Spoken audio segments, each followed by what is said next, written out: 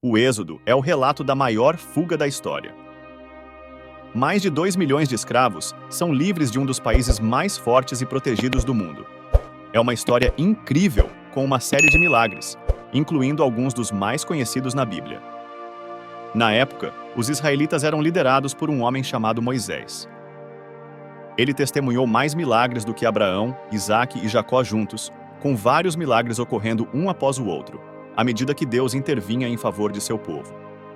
Alguns dos milagres parecem ser mágicos, como quando a vara de Moisés se transforma em uma cobra, à medida que Deus demonstra seu poder sobre tudo o que criou para o bem de seu povo. Moisés era um homem que escapou da morte. No momento de seu nascimento, o faraó ordenou que todos os meninos fossem jogados no rio. A maioria das pessoas está familiarizada com essa história. O rio Nilo estava cheio de crocodilos, e os egípcios acreditavam que a extinção era necessária para diminuir o número de israelitas. Assim, o bebê Moisés deveria ter morrido. Mas, como José, Moisés foi criado na corte e recebeu a melhor educação na Universidade Egípcia, graças à providência de Deus. Para os judeus, Moisés foi o segundo maior homem do Antigo Testamento, depois de Abraão. Sua vida foi fascinante, pois com 40 anos de idade, ele fugiu do Egito por ter matado um soldado egípcio. Moisés ficou 40 anos pastoreando as ovelhas do seu sogro Jetro no deserto, e foi nesse contexto que Deus chamou Moisés. O encontro de Moisés com o Senhor por meio da sarça ardente foi algo fascinante. Deus ordenou a Moisés que tirasse as sandálias, pois ele estava em uma terra sagrada. Então, disse a Moisés que ele seria o escolhido para liderar os israelitas para fora do Egito. Moisés apresentou 5 razões pelas quais não deveria fazê-lo, mas Deus as refutou, prometendo que sua força estaria com Moisés. Segundo a Bíblia, Moisés viveu até os 120 anos, e em sua morte, seus olhos não estavam fracos e seu corpo estava em pleno vigor. No entanto, ele não foi autorizado a entrar na Terra Prometida devido à sua desobediência. Deus mostrou a Moisés a Terra Prometida, mas não o deixou entrar. O incidente em Meribá-Cadésia, onde Moisés desobedeceu às instruções de Deus, resultou em sua punição. Ele não entrou na Terra Prometida, e Deus revelou que Moisés morreria e seria enterrado em uma vala no deserto. Deus mostrou a Moisés a Terra Prometida, mas não o deixou entrar. A narrativa de Moisés falando à rocha em Números 20 pode ter sido uma representação da oração. Jesus foi ferido uma vez e continua a fornecer água viva a quem ora com fé a ele. Quando Moisés golpeou a rocha com raiva, ele destruiu a tipologia bíblica, essencialmente crucificando Cristo novamente. Após um período de luto de 30 dias, mais longo do que o normal, podemos concluir que, apesar das incertezas e mistérios, a morte de Moisés foi digna aos olhos do Senhor. Esse período prolongado de luto de 30 dias excedeu o período normal de 7 dias. Muitos de nós relutamos em dizer adeus àqueles que nos importam. A separação é difícil. Seja em uma escola ou em um cemitério, acreditamos que é apropriado chorar como filhos de Deus, mas não há necessidade de desespero, pois sabemos que temos dor aqui, e os falecidos não têm dor lá. Podemos estar lutando aqui, mas os falecidos não estão. Sabemos que os falecidos estão em paz na presença de Deus neste momento. Séculos depois, lemos nos evangelhos que Moisés conversou com Jesus no topo de uma montanha, mas ele nunca entrou em Canaã em sua vida terrena. Ele também foi enterrado no Monte Nebo. No Novo Testamento, segundo alguns comentaristas, Deus enterrou Moisés em segredo e sem uma lápide para evitar que o túmulo se tornasse um local de peregrinação ou adoração, dada a propensão dos israelitas à idolatria. Outro mistério envolve o livro de Judas, capítulo 1, versículo 9, onde aprendemos que, quando Moisés morreu, o arcanjo Miguel contendeu com o diabo pelo corpo de Moisés. Esta história envolve Moisés e 2 outros personagens. O primeiro é Satanás, descrito na Bíblia como um inimigo angelical de Deus e, por extensão, inimigo e oponente daqueles que seguem a Deus.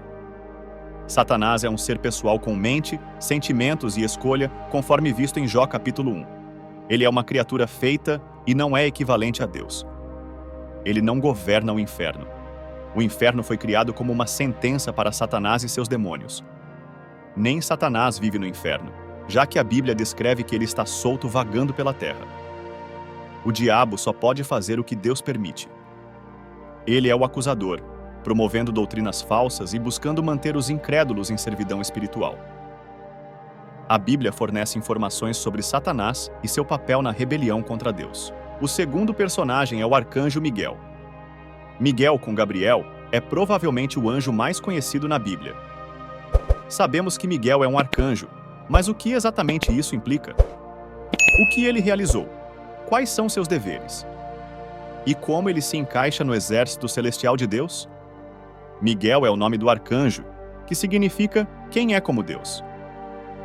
Muitos pais, tanto judeus quanto não judeus, que deram o nome Michael a seus filhos, talvez não tenham ideia do que o nome significa. Judas não faz mais menção dessa referência passageira, o que gerou debate entre estudiosos bíblicos. Não sabemos quando esse debate angelical ocorreu, mas provavelmente foi durante o enterro de Moisés. Não compreendemos totalmente por que o diabo e Miguel estavam discutindo sobre o corpo de Moisés. O diabo estava do outro lado de Moisés quando o anjo chegou. O diabo reivindicou a propriedade desse homem porque ele havia assassinado um egípcio. No entanto, o arcanjo Miguel disse ao diabo: "O Senhor o repreenda", e Moisés foi enterrado. Séculos depois, lemos nos evangelhos que Moisés conversou com Jesus no topo de uma montanha, mas ele nunca entrou em Canaã em sua vida terrena. Ele também foi enterrado no Monte Nebo, embora não por seu povo. No Novo Testamento, segundo alguns comentaristas, Deus enterrou Moisés em segredo e sem uma lápide, para evitar que o túmulo se tornasse um local de peregrinação ou adoração, dada a propensão dos israelitas à idolatria. Essa passagem em Judas destaca a importância da humildade e do respeito diante das forças espirituais. Mesmo o arcanjo Miguel, um poderoso mensageiro de Deus, não ousou pronunciar um julgamento difamatório contra Satanás, mas confiou no Senhor para repreendê-lo. Aqueles que vivem em desobediência, como os falsos mestres mencionados em Judas, muitas vezes blasfemam e desrespeitam o que não entendem. Os versículos seguintes em Judas advertem contra o desvio desses falsos mestres, comparando-os a personagens bíblicos que caíram em erro por desobediência e rebelião. A lição geral é a importância de permanecer fiel à verdade, obedecer à autoridade legítima e evitar a arrogância espiritual. Essa história envolvendo Moisés, o arcanjo Miguel e o diabo serve como um lembrete poderoso de que mesmo os líderes espirituais poderosos devem agir com humildade diante do Senhor e confiar em sua autoridade. O respeito pelas coisas sagradas e o reconhecimento de nossa limitação diante do divino são princípios essenciais destacados nessa narrativa. A Bíblia apresenta muitos desafios e lições morais por meio da vida de Moisés. E se você é um amante da Bíblia Sagrada e ama se aprofundar nas Escrituras, preparamos um curso que irá abençoar a sua vida. Veja. Descubra as profundezas da Palavra de Deus nesse estudo de leitura e compreensão da Bíblia. Com esse estudo completo das Sagradas Escrituras, você chegará a um entendimento profundo e amplo da Bíblia Sagrada. A Bíblia é um tesouro inesgotável de sabedoria espiritual, histórias inspiradas pelo Espírito Santo e orientações morais. No entanto, a complexidade das Escrituras pode ser desafiadora de se compreender completamente sozinho. E por isso te convido a embarcar conosco nessa viagem espiritual que mudará a sua vida e a forma de como você conhece a Cristo e o mundo. Nesse estudo completo de leitura e compreensão da Bíblia, iremos aprender Introdução à Bíblia, o Pentateuco, livros históricos, livros poéticos, livros proféticos, período interbíblico, os Evangelhos, Atos dos Apóstolos, cartas e epístolas e o estudo completo do Apocalipse. Além disso, você ganhará 3 bônus que vai te ajudar ainda mais a entender a Bíblia. Bônus 1, Esboço cronológico da vida de Jesus Cristo. Bônus 2, Aceitei a Jesus. E agora? Você aprenderá o que fazer nos seus primeiros passos na fé. E o terceiro bônus são os pilares da verdadeira igreja cristã. O link do estudo completo estará fixado nos comentários. Te espero lá para mergulharmos juntos nessa incrível jornada da fé. Esse foi o vídeo de hoje. Se esse conteúdo te edificou, não se esqueça de deixar o seu like e se inscrever no canal. Compartilhe esse vídeo para que mais pessoas sejam alertadas pelo Espírito Santo. Continue assistindo o vídeo que está aparecendo na sua tela. Que Deus abençoe e até a próxima. Way back before we blew it all. Take me back to a place where I felt at home. Take me back to a day when we weren't alone. Take me back to an age when the world felt small. Way back before we blew it all. Too many things going on, I can't keep track of them all. From people dropping a bomb to people putting up walls, I feel like